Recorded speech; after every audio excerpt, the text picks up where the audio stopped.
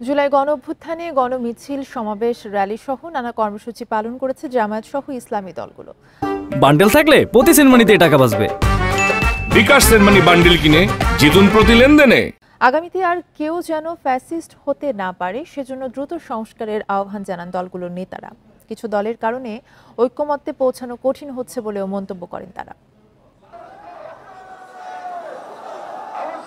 জুলাই গণঅভ্যুত্থানের বর্ষপূর্তিতে রাজধানীর মহাখালীতে জামায়াত ইসলামের সমাবেশ ও গণমিছিল।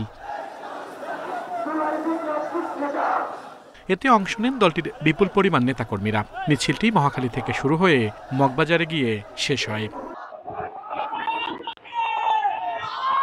রাজধানীর পল্টনেও কর্মসূচি পালন করেছে জামায়াত ইসলামী। দলের সেক্রেটারি জেনারেল জানান, মৌলিক সংস্কার না হলে নির্বাচন মেনে নেওয়া হবে না। কিছু কিছু ব্যক্তি, কিছু কিছু দল যারা নিজেদেরকে খুব বড় মনে করেন, নির্বাচনের আগেই তারা ক্ষমতায় গিয়েছেন বলে ভাবটা দেখান, বলেন ঠিক কিনা? তাদের ভূমিকার জন্য এই সংস্কার কাজে ঐক্যমত্যে পৌঁছা বড় কঠিন হয়ে যাচ্ছে।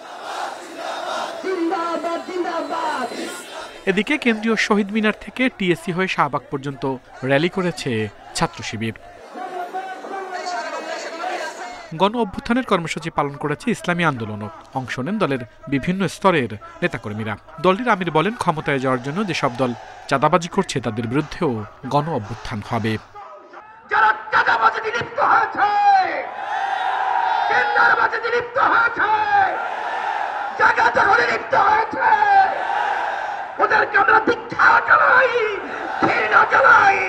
বাংলার জমিন থেকে এই চাঁদাবাজদেরকে উৎখাত করতেই হবে। জুলাই গণ অভ্যুত্থান দিবসে গণমিছিল করছে খেলাফতে মজলিস ও জমিয়তুল উলামা। আল আমিন হোসেন, ইন্ডিপেন্ডেন্ট নিউজ, ঢাকা।